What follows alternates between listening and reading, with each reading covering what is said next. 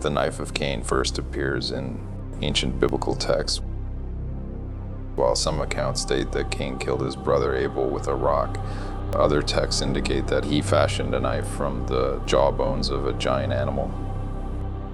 The artifact was unearthed in 1944 in a location that remains undisclosed, but local folklore holds that Cain was given the knife by a Lord of Darkness.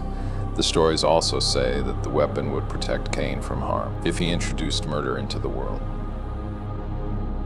By taking the life of his brother, the blood activated a kind of protection hex that gave Cain unusually long life and protection from a host of would-be assassins and usurpers to his throne. While we all know the dangers of folklore and oral traditions, certain texts indicate that Cain was expelled from a region of Mesopotamia containing the supposed Garden of Eden. Biblical traditions hold that Cain took the knife to the land of Nod, where he became king. Further modern research by certain British sources seems to indicate the name Cain, or Kion, became the word we now know as Cain.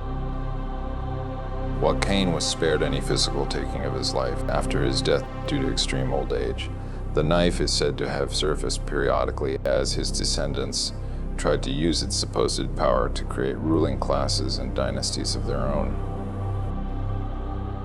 The full lineage of Cain or Cayun is somewhat difficult to trace past a certain point, though certain oral traditions and texts follow his line through Bible characters like Enoch and others. Modern records held in mountain monasteries of Tibet seem to indicate that Genghis Khan and his clan, certain of the Caesars, and even African warlords have claimed to hold the knife in their possession.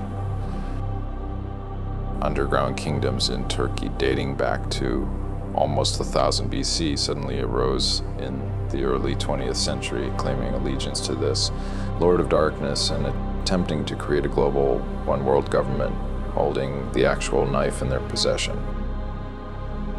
It was seized by classified parties and is supposedly held in an undisclosed location